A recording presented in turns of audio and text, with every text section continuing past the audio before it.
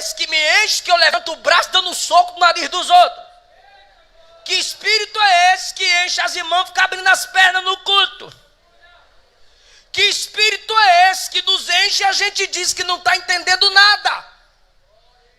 Eu estou tão cheio que eu não estou entendendo mais nada, então você está cheio de outra coisa. E não é do Espírito Santo. Quer que eu prove na Bíblia?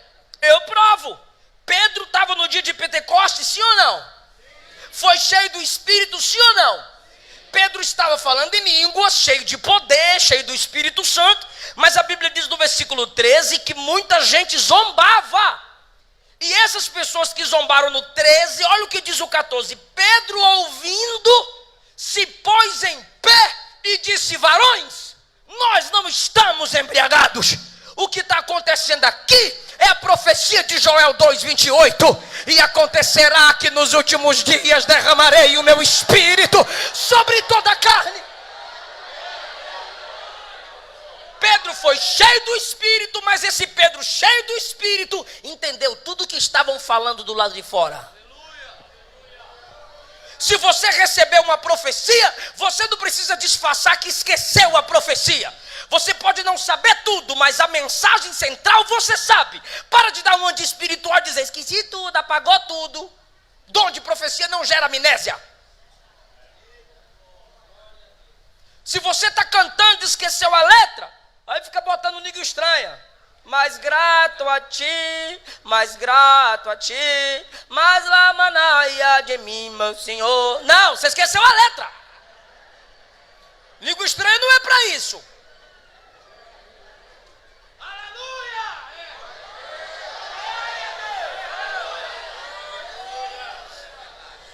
Irmão, o Espírito não é o Espírito Santo. O Espírito do profeta está sujeito ao profeta. Sabe o que isso quer dizer? Quando o Espírito te enche, você não perde sua consciência.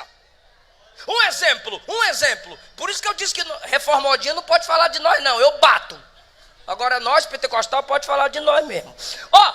Você recebe uma palavra, você recebe uma profecia de Deus para entregar a alguém. Sabe o que a gente faz? Eu já fiz isso, mas lendo a Bíblia, é cada lapada que eu levo. Quando você lê a Bíblia, Paulo diz assim: você recebeu a profecia?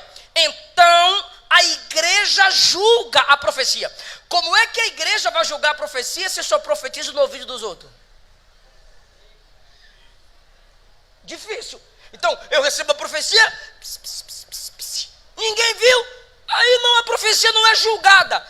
Aí as igrejas ficam cheias de falsos profetas, lançando contenda, lançando desejo de rebelião, destruindo casais, ou gerando casamentos falsos, sem compromisso, sem amor, sem verdade, por causa de profecia de ouvido em ouvido. Você tem que chegar no pastor da igreja, que tem autoridade na igreja, e dizer: eu tenho uma mensagem de Deus, posso entregar? Aí o pastor diz: depois da pregação, tá? Tá bom. Aí você pega o microfone e diz: Deus mandou falar isso para a irmã fulana de tal. Amém, irmão? A igreja vai julgar a profecia, ou seja, ela vai analisar. Se a profecia se cumprir, você é profeta. Se não se cumprir, você é falso profeta.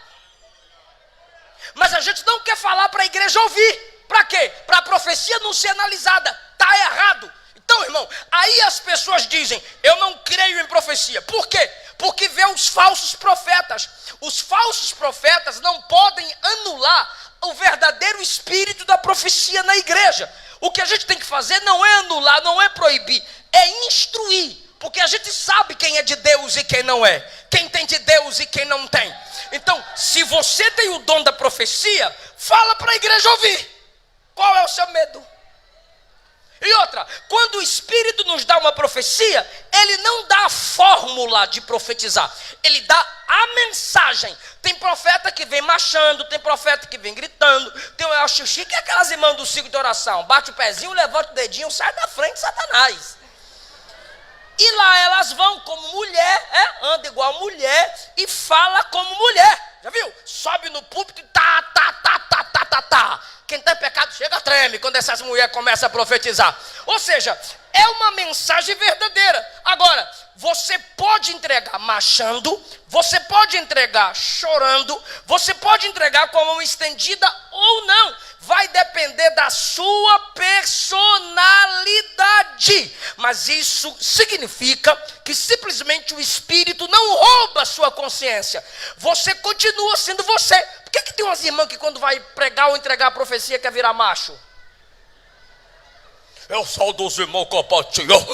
Não, mas fala com a mulher. Fala, voz fina, feminina que tu tem.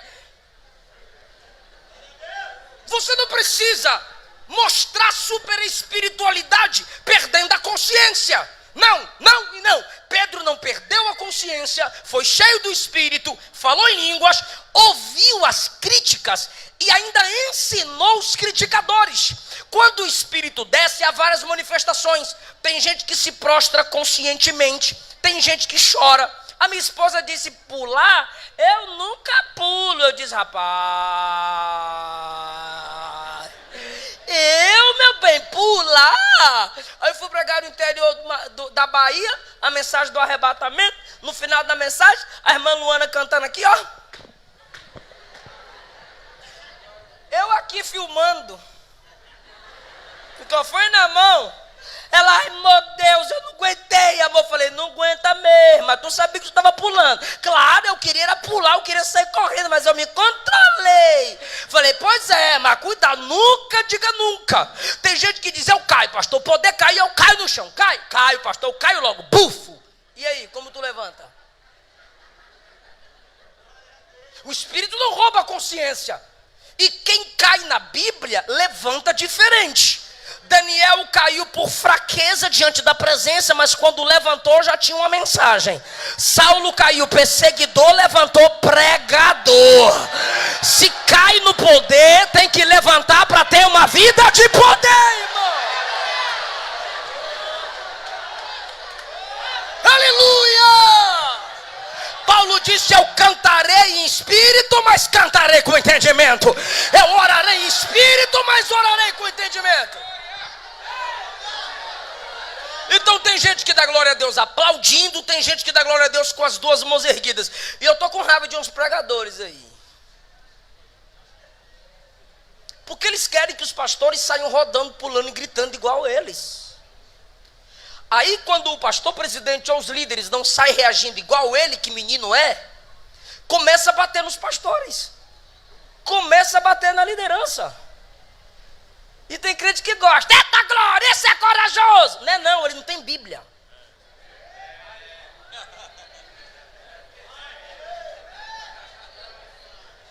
Irmão, os líderes são como pais. E pai gosta de ver filhos se alegrando. Então vai ter dia que seu pastor vai estar no púlpito caladinho. Mas aqui dentro ele está dizendo, obrigado Jesus, olha que ovelhas fervorosas. Olha que jovens fervorosos. É assim, rapaz. Funciona as coisas. Então, Pedro, cheio do Espírito, não roubou, não perdeu a consciência, porque o Espírito não rouba a consciência. O Espírito expande a consciência. Ó, com 5 anos, eu tenho 30 anos, tá? Tem gente que pensa que eu tenho 15. Com 5 anos eu fui batizado com o Espírito Santo. 5 anos de idade, no dia do meu aniversário. Meu pai me ensinava as histórias da Bíblia e versículos de cor. No dia que eu fui batizado numa escola dominical, pastor Antônio José me colocou no púlpito, em cima do púlpito, claro, de cimento. Se com 30 eu sou desse tamanho, imagine com 5.